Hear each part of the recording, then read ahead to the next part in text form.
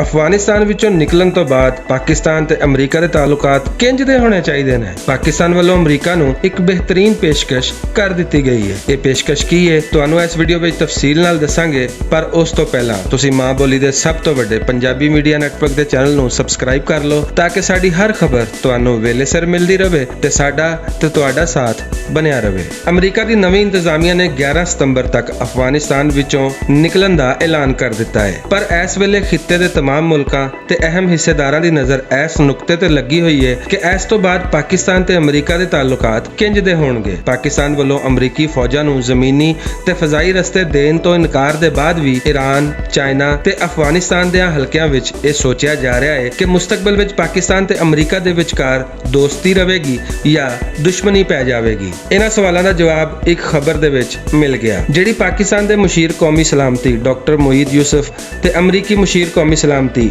Jack Salwan ਵਿਚਕਾਰ Geneva ਵਿੱਚ ਹੋਣ ਵਾਲੀ ਮੁਲਾਕਾਤ ਦੇ ਮੁਤਾਲਕ ਸੀ। ਇਸ ਮੁਲਾਕਾਤ ਵਿੱਚ ਪਾਕਿਸਤਾਨ ਨੇ ਅਮਰੀਕਾ ਨੂੰ ਦੋਹਾਂ ਮੁਲਕਾਂ ਦੇ ਮੁਸਤਕਬਲ ਦੇ ਤਾਲੁਕਾਤ ਲਈ ਇੱਕ ਖਾਕਾ ਪੇਸ਼ ਕਰ ਦਿੱਤਾ ਹੈ। ਪਾਕਿਸਤਾਨ ਵੱਲੋਂ ਪੇਸ਼ ਕੀਤੇ ਗਏ ਖਾਕੇ ਦੇ ਮੁਤਾਬਕ ਅਮਰੀਕਾ ਨਾਲ ਮੁਸਤਕਬਲ ਵਿੱਚ ਤਾਲੁਕਾਤ ਸਿਕਿਉਰਿਟੀ ਜਾਂ ਦਫਾਅ ਦੀ ਵਜ੍ਹਾ ਤੋਂ ਨਹੀਂ ਬਲਕਿ ਮਈਸ਼ਤ, ਕਾਰੋਬਾਰ ਤੇ ਤਜਾਰਤੀ ਬੁਨਿਆਦਾਂ ਤੇ ਹੋਣੇ ਚਾਹੀਦੇ ਨੇ। ਪਾਕਿਸਤਾਨ ਚਾਹੁੰਦਾ ਹੈ ਕਿ ਅਮਰੀਕਾ ਆਉਣ ਵਾਲੇ ਦਿਨਾਂ ਵਿੱਚ ਪਾਕਿਸਤਾਨ ਨੂੰ ਅਫਗਾਨਿਸਤਾਨ ਦੀ ਐਨਕ ਨਾਲ ਨਹੀਂ ਬਲਕਿ ਕਾਰੋਬਾਰੀ ਤੇ ਤਜਾਰਤੀ ਪਾਰਟਨਰ ਦੀ ਹੈਸੀਅਤ ਨਾਲ ਵੇਖੇ।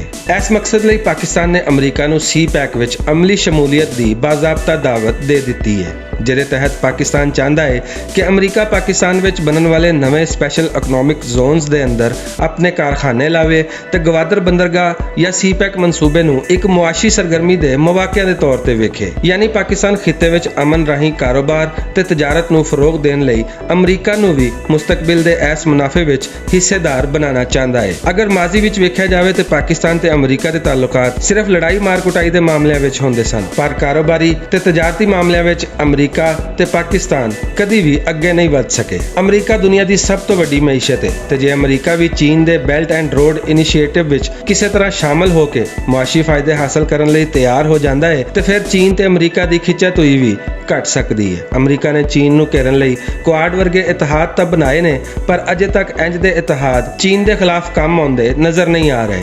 ਤੇ ਜੋ ਬਾਈਡਨ ਦੀ ਨਵੀਂ ਇੰਤਜ਼ਾਮੀਆ ਜੇ ਡੋਨਲਡ ਟਰੰਪ ਦੀਆਂ ਪਾਲਿਸੀਆਂ ਨੂੰ ਚੰਗੀ ਤਰ੍ਹਾਂ ਦੁਬਾਰਾ ਡਿਜ਼ਾਈਨ ਕਰ ਰਹੀ ਹੈ ਤੇ ਪਾਕਿਸਤਾਨ ਦੀ ਇਹ ਆਫਰ ਵੀ ਅਮਰੀਕਾ ਵਾਸਤੇ ਤਵੱਜੋ ਤਲਬ ਜ਼ਰੂਰ ਹੋਵੇਗੀ। ਅਮਰੀਕਾ ਪਾਕਿਸਤਾਨ ਦੀ ਇਸ ਆਫਰ ਨੂੰ ਕਿਵੇਂ ਸੋਚਦਾ ਹੈ ਤੇ ਅਮਰੀਕਾ ਦਾ ਕੀ ਜਵਾਬ ਆਉਂਦਾ ਹੈ, ਇਹਦੇ ਵਾਸਤੇ ਪਾਕਿਸਤਾਨ ਦੇ national security adviser doctor Moeed Yusuf ਆਉਣ ਵਾਲੇ ਦਿਨਾਂ ਵਿੱਚ ਵਾਸ਼ਿੰਗਟਨ ਦਾ ਅਹਿਮ ਦੌਰਾ ਵੀ ਕਰਨਗੇ। ਯਾਨੀ ਅਮਰੀਕਾ ਦੇ ਇਸ ਫੈਸਲੇ ਨਾਲ ਹੀ ਦੁਨੀਆ ਦਾ ਅਮਨ ਵੀ ਵਾਬਸਤਾ ਹੈ। ਜੇ ਅਮਰੀਕਾ ਨੇ ਹਾਮੀ ਭਰ ਲਈ ਤੇ ਫਿਰ ਅਮਰੀਕਾ ਤੇ ਚੀਨ ਦੇ ਦਰਮਿਆਨ ਕਾਰੋਬਾਰੀ ਤੇ ਤਜਾਰਤੀ ਮਾਮਲਿਆਂ ਦੇ ਉੱਤੇ ਤਾਂ ਮੁਕਾਬਲਾ ਹੋਵੇਗਾ, ਪਰ ਫੌਜੀ ਮੁਕਾਬਲੇ ਨਹੀਂ ਹੋਣਗੇ। ਤੇ ਜੇ ਅਮਰੀਕਾ ਨੇ ਇਸ ਪੇਸ਼ਕਸ਼ ਨੂੰ ਰੱਦ ਕਰ ਦਿੱਤਾ ਤੇ ਫਿਰ ਚੀਨ ਹੋਵੇ ਜਾਂ ਅਮਰੀਕਾ, ਭੱਜਦਿਆਂ ਨੂੰ ਵਾਹਨ ਇੱਕੋ ਜਿਹੇ।